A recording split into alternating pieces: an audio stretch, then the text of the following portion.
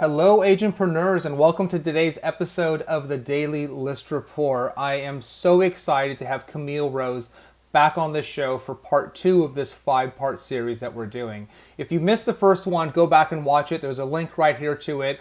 It was called Peak Performance Through Gratitude, Perspective, and Choice. And we were talking about this concept of success. Kamille, if you haven't met her yet, is absolutely amazing. She's a peak performance coach with a focus on mindset and psychology. She works with lots of clients all over the country, the real estate industry, financial services, etc. And she really has honed a lot of her skills through her work with the Tony Robbins Mastery University, the World Class Speakers Alliance, and she's just an amazing human being, to be honest with you. So this is part two today of our series, our five-part series. So again, the first part was on success. Today is on commitment to leadership. And then in the following weeks, we're going to cover masterful communication, defeating these overwhelming feelings of stress, and staying focused by engaging with clarity. But again, today is all about commitment to leadership. While I got you, a couple of her sites here, theultimatelyfe.com, Lyfe. All these links are below. Check that out. She's got some great free materials available for you and some great videos. Coach Kamille Rose on YouTube. Definitely subscribe and check out her videos here. And then, of course, we're always all over Instagram. So we've got I'm Kamille Rose, at I'm Kamille Rose, and at The Ultimate Life. All those links are below. So definitely go ahead and make sure you check those out and give her a subscribe, give her a follow, all of those good things. And of course, while you're here, because I'm a terrible YouTuber and I always forget this, please subscribe to our own channel here. Click that little bell so that you're notified of all future episodes and conversations with amazing people like Kamille. So, without further ado, let's bring Kamille on. Kamille, welcome back to the show. Oh, thanks for having me, everybody. Hi, Agentpreneurs. I appreciate you for being here. This is awesome. Thank you so much. I appreciate you being here and giving of your time to share all of this great wisdom and advice. And it's insightful. And I think as you talk about a lot, it's just a kind of a recentering and a regrounding. And I think that that's such a powerful thing. And I'm looking forward to doing more of that here today. So Likewise. Kamille, today's theme is this idea of commitment to leadership. And in my mind, leadership is one of these things that is bandied about. It has many definitions. And I think that may be okay, but I think it's not widely understood. In other words, I think like a lot of things, people's perception and conception of leadership is something that actually is somewhat adrift or askew from maybe what we're going to talk about today. And so that's a weird way of me asking you the question. Let's start here is sort of what is your definition of a leader? What is leadership? Sure. So let's go with a basic definition first, and then I'll give my philosophy and personal experience. So, a very general understanding of leadership is one who shows the way to someone or something. They show the way to that destination by leading in front or beside them. And I really love that definition because that's it. Leadership is not a title, it's not a salary, it's not an income level, it's not a gender, it's not a race, it's none of these things. It is not even age, right? Leadership is just someone who shows the way to a destination. Um, and what I really love about it is that it also tells you you can lead in the front or you can lead beside. Um, Hmm. and then my screen's getting a little blurry. Can you still hear me okay, I Ryan? can. Yeah. No, you sound great. Okay, cool. So this idea that I think people have a misconception where leaders are these like big people in suits who charge ahead, who have big voices. Not necessarily. My grandmother was all but 4'10". She barely graduated from eighth grade because in World Hmm. War II, Japanese took over in the Philippines and she had to stay home. So mandatory quarantine for many, many months. Yeah. But she's the wisest woman I know. And she led our family to whole new heights by immigrating to the United States, educating us, feeding us. She started her own business in the Philippines. To me, she's a leader, but she has zero education. She's 4'2". She barely speaks. She's one of those women who she'll say one or two things, but then they stick with you for the rest of your life. Yeah, You know, those people, ugh, I scares me. do. Yes, it does, doesn't it? Yeah. And she wasn't always the type to go ahead of you. Often she led by teaching me something, or she stood right next to me, or she kneeled down on the floor with me when I wanted to learn something and I was frustrated and I didn't know how. Yeah. So I want to just speak to that person right now who may not think they're a leader. But I'm telling you right now that if you're showing a client the way to the destination to get that dream home, or finding a way to pay down their debt so they can save enough for that down payment, you're a leader. So you don't have to have a ton of followers. You might just even have one. Yeah. But every agentpreneur has to understand they're a leader. Now, going into my personal definition for successful leadership, there are two components I see to really great leaders. The first one is that a leader has to be serving something or someone greater than themselves. So I call that servant leadership. But this is the difference between the leader and the dictator, right? The leader and the person who's just trying to have a Yeah. name, a title, and be the commander for whatever reason. Um, but a true leader has to be able to say that I'm serving something or someone greater than myself. So there's a mission attached to it. The second most important element of committed leadership or successful leadership is someone who can take 100% personal accountability at all times. At all times. That is part of the duty, the privilege, and the responsibility of a leader that, unfortunately, one of the things that you have to do is, even if it wasn't your doing, even if your team was the one that, let's say, dropped the ball or was another person in the process, if you're the leader, if you're the one holding the ball in that moment, it's still up to you to say, you know what, then I got to set up a different process, a different system. I have to communicate better. It still falls on you. Now, remember that blame and responsibility, two totally different things. I didn't Yeah. say you take 100% blame. I just said you have to be willing to take 100% personal accountability to then create a solution to that issue.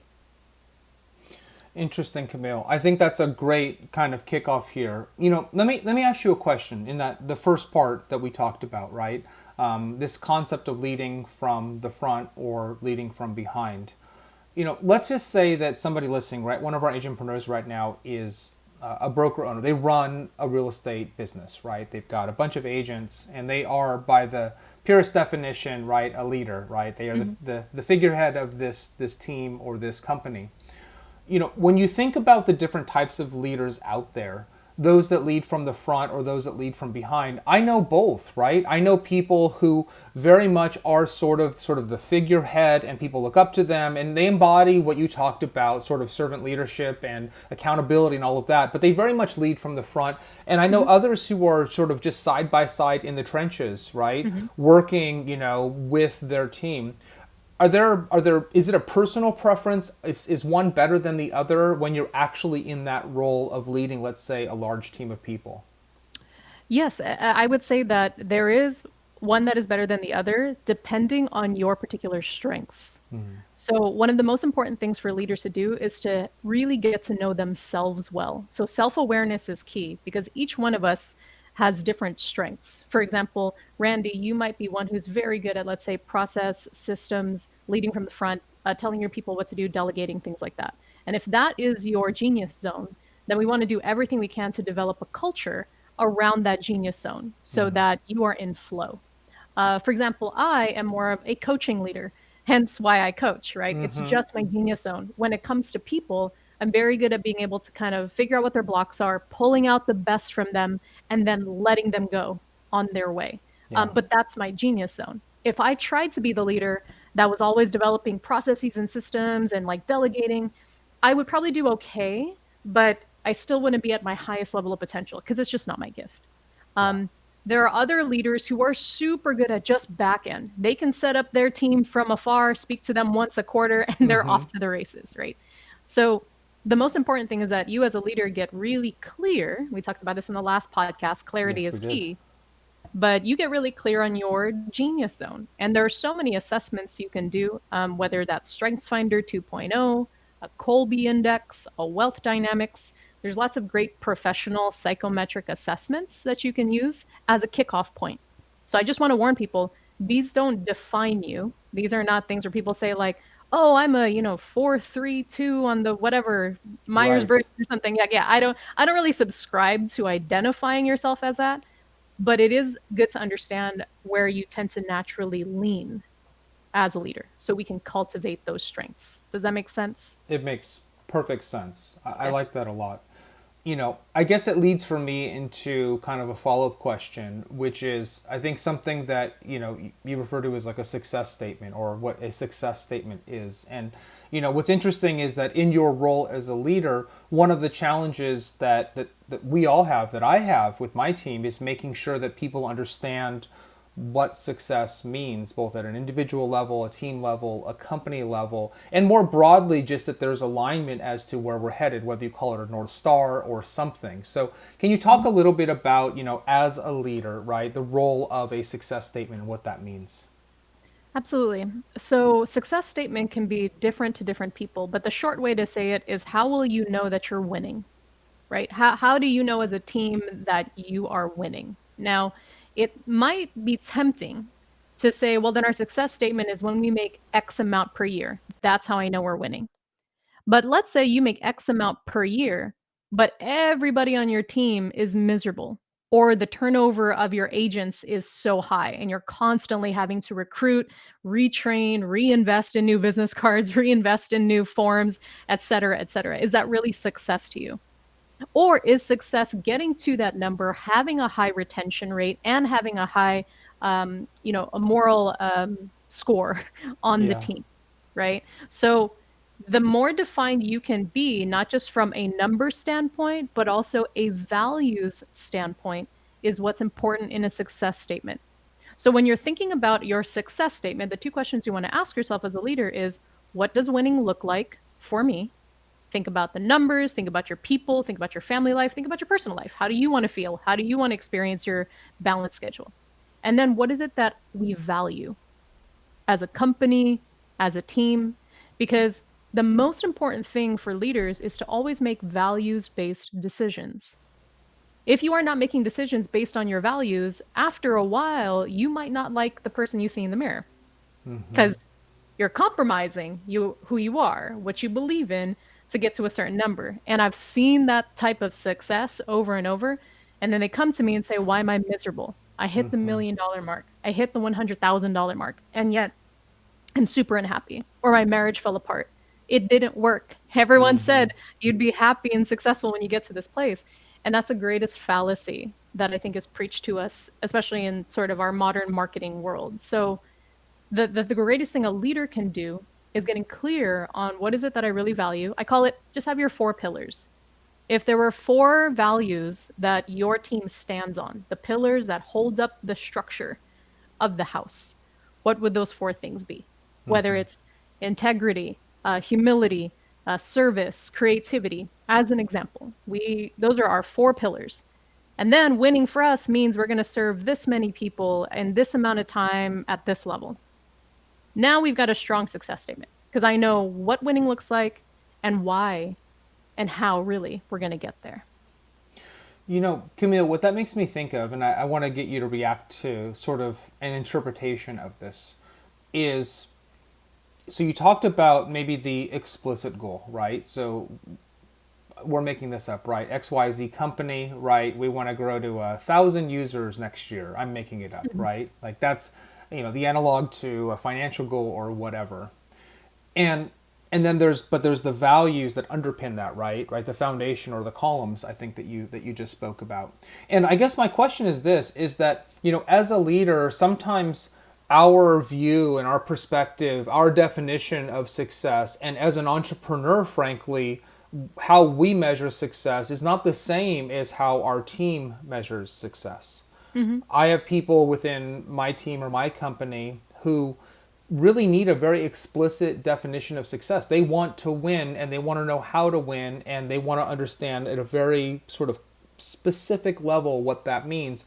And others who sort of attach more to the broader vision of success. So, how, as a leader, how do you deal with that? How do you deal with the fact that you've got lots of people, downstream from you, whose definition of success is maybe a little bit different than yours, or it's a building block to the ultimate level of success? How do you adjust and comport to that? Sure. I think curiosity is always one of the important traits for a leader to have. So you have to get curious about your people, right? So you, like you said, I have my definition of what success looks like, but you tell me, what is your definition of succeeding? Succeeding in the company, succeeding in your home life, succeeding in your personal growth. and listen to what they have to say, because often people are revealing their truth to you. So you kind of know what side of the fence that particular, let's say we're talking about, I'll use a military metaphor, that soldier is really on. Are they really committed to the fight? Or are they Right. just like, I'm just here because you drafted me and I'm really afraid and I don't want Right. to be here. So why I do that is not to discard people, but to be able to know what position to play them in then strategically. Because that's what often a leader is doing. Again, I go back to my coaching style is I just look to see, okay, if I'm watching the players play on the court, I like basketball, so I use that a lot. And I see someone can shoot threes and I see another person, they're just, rebounding like crazy. Then I know, okay, I'm going to play that person probably as a shooting guard. I'm going to play this other person probably down by the post because they're really tall and they're this. So Yeah. as a leader, you have to get curious and really observe your people. It can't just be about you. And that's why I say you have to serve something greater than yourself. Maybe it is the company, maybe it's your people's well being. Maybe you enjoy seeing them also have financial success because you see what it does for their family life or their psychology or their confidence, and that might be part of your mission too. Yeah. So you're right. Leadership is kind of threefold because you're dealing with yourself, you're dealing with what you're building, and then you're also dealing with the people that are helping you build what you're building. No, I think that makes a lot of sense, Camille, and it is a great challenge. I mean, frankly, it is, and I think the metaphor to sports is a good one, right? Which is you're going to put people in the position where they can be most successful, and you Mm-hmm. don't want to have a point guard playing center, right? They're just going to fail every single time, and Right. that's not a good place for them. So I guess what that speaks to for me now is on an enduring basis, right? So you're a good leader and you understand sort of what success means, and you've defined and communicated to your team sort of the values of the business, which every successful company I know is built on values, right? And that Mm-hmm. helps self-select people who align with those values, and others who don't come to work for you, right? So Mm-hmm. it's sort of self-fulfilling, I think, in a good way. But how do you as a leader continue to foster this successful environment, right? Like it's great to put the values up on the wall, right? And to Mm-hmm. give people the little cards and rah rah rahs and the speeches, but how do you really foster this environment where everybody can stay aligned to the values of the company and moving towards the goal, whatever that may be? Yeah, really good question. It's number one, I will say it's a challenge, and it's something that you're going to constantly need to innovate, something that you're constantly going to need to check in with. But the first question to start with is, am I living up to these values? Because for every business, especially in small to medium-sized businesses, the the character of the CEO or the character of the heads of those company um, are often now the shadowed extension of what becomes the company, right? There's a quote by Ralph Waldo Emerson that I like, which is every great institution is the over lengthened shadow of one person's character, Huh. That's a right? But when great you one, actually. Repeat that, please. Yeah, so every great institution or organization is the over lengthened shadow of one character. So essentially, what that means is your business is only a reflection of you. Your business will only go as far as you are willing to go. So that means even if I see leaders who are like, yeah, but I'm doing this, and my people aren't, there's actually something else going on within that leader that we kind of have to check in on. So maybe there is an underlying fear that maybe I won't get to where I'm going. Maybe there is an underlying concern that if I get to this certain level of, money, fame, popularity, there's going to be so much responsibility and I'm going to have no time for my family. So there's almost two opposing thoughts. I want the success, but I'm afraid of what the success means responsibility wise, right? And so when we have those two opposing thoughts, we get what we call stuck because one wants Yeah. to move us forward, one wants to move us back, Yeah. right? And then we get frustrated with the people, which are honestly just an explicit result of really what's going on internally. And so that's where peak performance coaching comes in for these top leaders, is because if we can help rearrange some of those stories, then we start to see a change in what's going on with your people. Because your people, especially if you're a leader, are just honestly following your cue. Even if you've said something, they're often doing what you're doing, not following what you're saying. it's pretty powerful, right? And I think what this makes me think of, Kamille, is I think what we all know, right, in our own capacities as leaders, right? And like you said, and I agree with this, like we don't have to adopt a strict definition, meaning the leader of some big company or small company, right? In our own rights as leaders of teams or people within our family, right? Hmm. Or servant leadership, right? Leading from behind, right? These concepts apply. But, what you're saying just underscores, I think, for me, just the importance that you as the individual, right, have a responsibility, and your responsibility to understand and embody and Hmm. put forth sort of your values is in a sense where it stops and starts, right? Because everything flows from there. And I paraphrased or Googled that quote, that Emerson quote, because I love this, right? So I'll repeat it now for a third time, right? So every great institution is the lengthened shadow of a single person.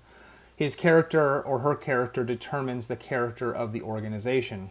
Hmm. And that's heavy, right? It's heavy because there's a sense of responsibility that comes from that. And it's one that I think, Kamille, every good leader that I know feels that inherently, right? It's something that you feel. Like I feel a deep responsibility for the people on my team and in my company, not just their professional lives, but their personal lives, right? We are providing them with livelihood and their ability to take care of their families and their kids and buy houses, right? Like it is a deep responsibility.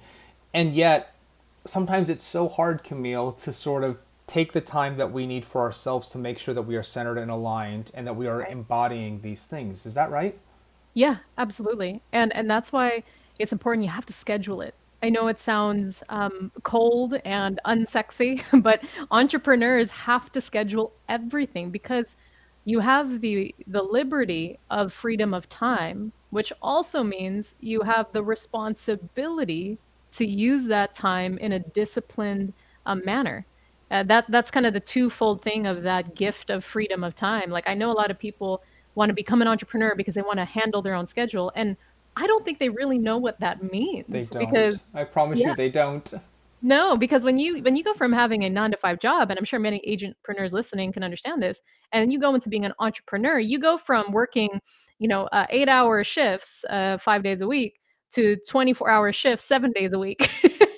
And if you're not careful, you become the worst employer on the planet, meaning you don't give yourself a day off. You don't know how to turn off your head. And, We you may know, or may not have just spoken about that leading up to this call for myself, maybe, Kamille. maybe. um, and no names mentioned, but it's so important then you get really good at just scheduling it, whether it's scheduling time to think in a day. One of the greatest things you can do as an entrepreneur is give yourself an executive board meeting with yourself, like 1 hour a day. Put it on your calendar. Make sure your team knows, oh, Randy's got a meeting, a 1 hour meeting every day from, 8 a.m. to 9 a.m. with the board. Who's the board? They don't need to know. It's you Yeah, with you. You're right. the board. You need to schedule date nights with your spouse. You need to schedule time with your kids. Make sure it's on the calendar because I always say that your calendar, especially as an agentpreneur, reflects what you truly value. And It's true. it's different. It's very different. Time for us is our greatest commodity. We can always make more money, but you can't make more time. I'm sure you've heard that before. So 100%. so just as careful as you might be with where I spend my money, are you just as diligent with where you spend your time? And so if you're hitting that place, whoever's listening might be the end of the year, 2020 has been heavy, you are just constantly on the go, you've been pivoting like crazy, then I want you to schedule time at the end of this year. Give yourself half a day, a full day, a week if you can, to just stop and think, reflect on the year, review the year, give yourself some space to breathe because you're going to need that charge up going into 2021. But it It's is not true. something that is making you lazy. It's important because this over lengthened shadow concept, again, you are your business. And if you are running ragged, then it's going to reflect in your business results as well. And I think that's the point, right? Is that people conflate, work or time with productivity or effectiveness, right? All the time. And, Mhm. Camille, I'll give you an example just related to this topic. Someone on within my company just recently took an extended break, the longest break he's taken in a decade, probably, honestly. And for him, it took him 5 days just to disconnect, just to break the habits of the checking and the muscle, right? And the fear of something's breaking because I'm not there. It literally took like 4 to 5 full days.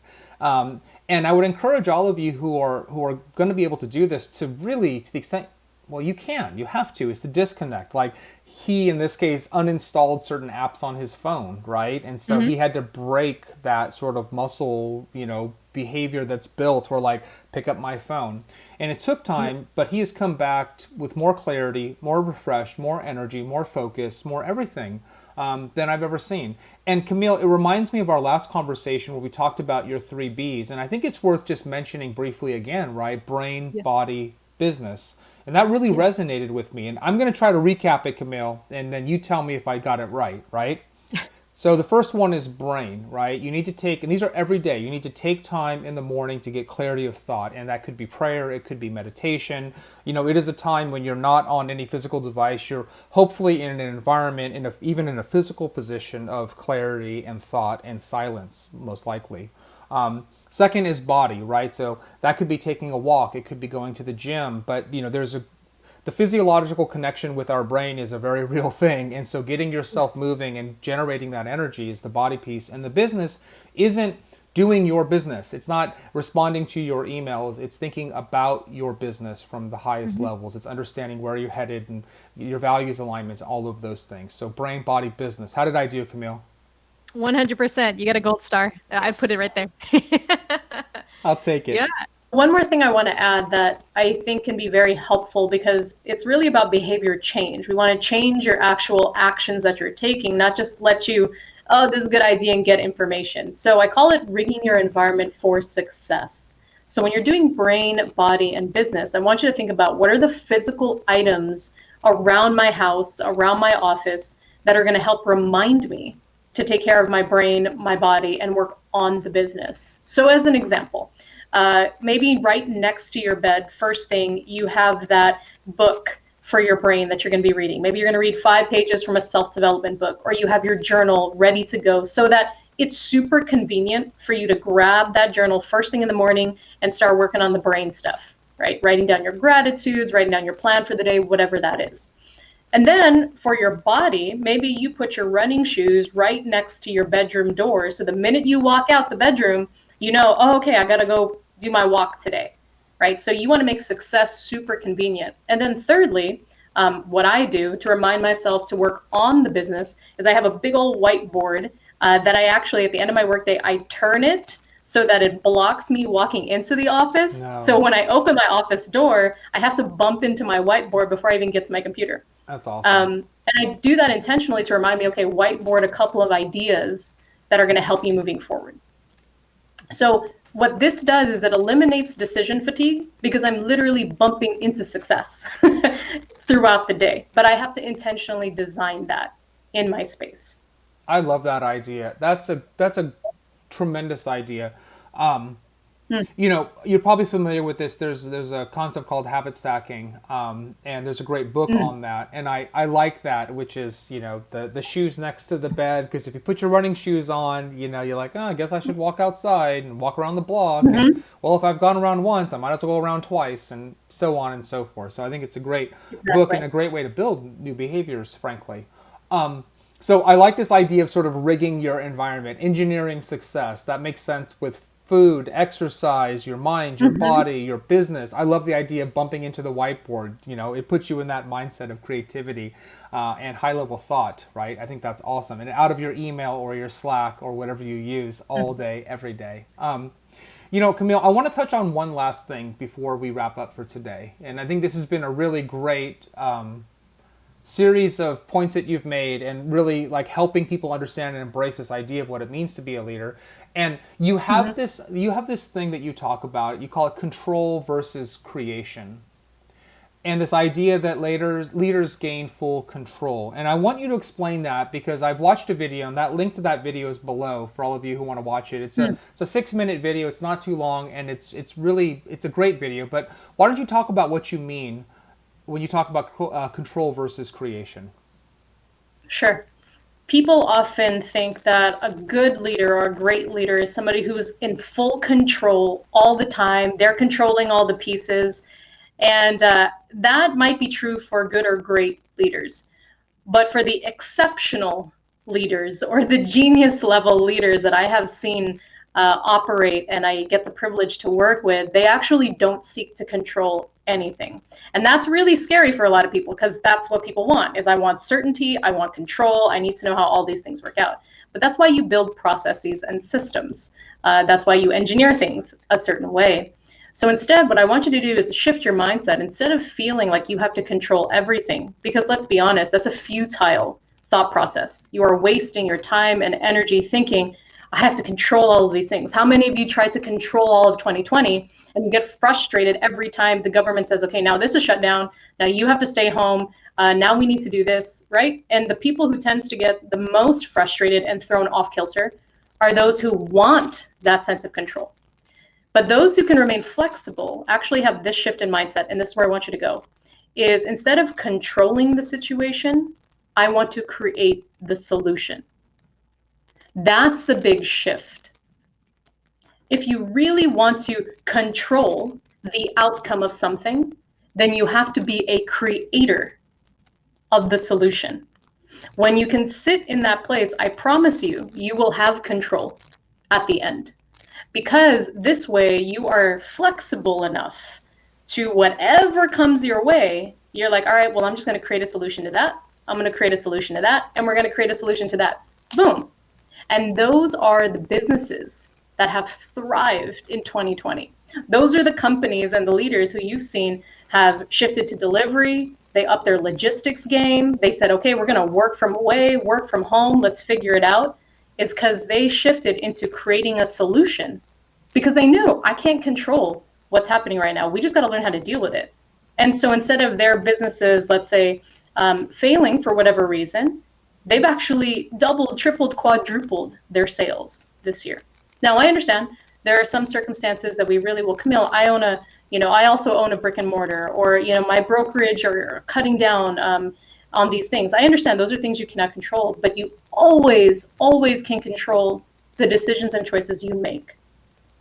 And so by coming from a creator standpoint, and that's what I mean, don't go into control, go into creator, because you're so much more powerful as a creator, because no matter the situation, you can make it work. So that's my offering to you today is don't try to control anymore, but just create the solution. And so what is that going to look like for you and your team at the end of this? I think that's really great, Kamille. Is one of the results of that, is it empowerment? Is it efficacy? Is that reframing of that, right? Because you can't control everything, but you can create. Is that the underlying thing that it results in? Is it an empowerment? Well, absolutely. And I think that not only is it efficacy and forward solutions, but to me, that actually gives me the fullest sense of control, right? Because again, everybody wants certainty. And honestly, the only thing I am certain of is that I can figure a way out of this. I am very certain in my ability to find a way. And that was something gifted to me, as I mentioned earlier in this podcast, from my grandmother, who had very little formal education, but a lot of life experience. And she'd always say, if there is a will, there is a way.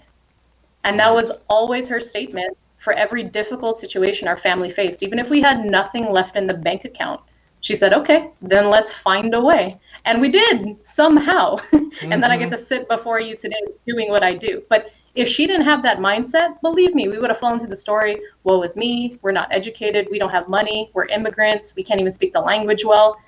But none of that mattered to her because it said it doesn't really matter what the situation is, but it just matters, are you willing to do the work to find a way? I love it. And that's what the essence of creating a solution is that's where your real control comes from. That's great, Kamille. Gosh, we covered a lot of ground today, from the definition of what a leader is to your success statement to how you cultivate an environment of success, to frankly the importance, I think, embodied in the Ralph Waldo Emerson quote, right? That we have a responsibility and that any great institution, any great company is this lengthened shadow of a single man, woman, person, or concept or value, right? As companies get bigger, and I think that's pretty amazing. Is there anything you want to leave our agentpreneurs with today before we wrap up, Kamille? Yeah, I feel really called to just remind you that everything is going to be okay. Like whatever it is that you are going through right now, whether you're struggling in your business or your personal life or the holidays are really tough for you, there is hope on the other side, but I'm going to encourage you to do it in community, right? Whether that's through the daily list report, hitting up Randy's team, watching more podcasts, you can certainly reach out to me, but don't do this alone. You have a family of support around you, and it's really important you get around other high achievers like the Daily List Report folks. So thank you again, Randy, for just putting this together and giving people this knowledge, this information, and really this encouragement during this tough season that we've all been in. No, thank you, Kamille. I feel lucky and I feel blessed, right, that I get to talk to people like you who are willing to share of themselves and their knowledge, for everybody out there. So, so again, 100%. Kamille, you're going to be back on real soon, right, for part 3 of this amazing series, and I can't wait for it. But until then, take care, and we'll talk to you real soon. You too. Thank you, everybody. All right. Well, there you have it, Agentpreneurs. Kamille was back on. This is her 3rd show with us, and I really appreciate the time and love her perspective. So again, the first episode, which is linked below, was about success. This one was about commitment to leadership. Coming up, we're going to talk about masterful communication. Then we're going to talk about defeating these overwhelming feelings of stress and all of that stuff that plagues us from day to day, especially in 2020. And lastly, staying focused by engaging with clarity. Gosh, I'm looking forward to that one. That's a great place to end this series. So until then, until tomorrow, until everything, just be safe, be healthy, be happy. Watch these things and truly try to understand. Take the time to get that clarity. I'll leave you with this quote that she was so kind enough to share, right? This Ralph Waldo Emerson quote, which I like, right? And I'm going to paraphrase now. Every great company, every great brokerage, every great agent is the lengthened shadow of a single person. His or her character determines the character of the organization. There's a level of responsibility and ownership that comes with that I think is empowering personally. I think it's exciting. And I think it helps you focus on the right places as you build your businesses out there. So that's it for today. Look forward to seeing you tomorrow. Take care. Bye.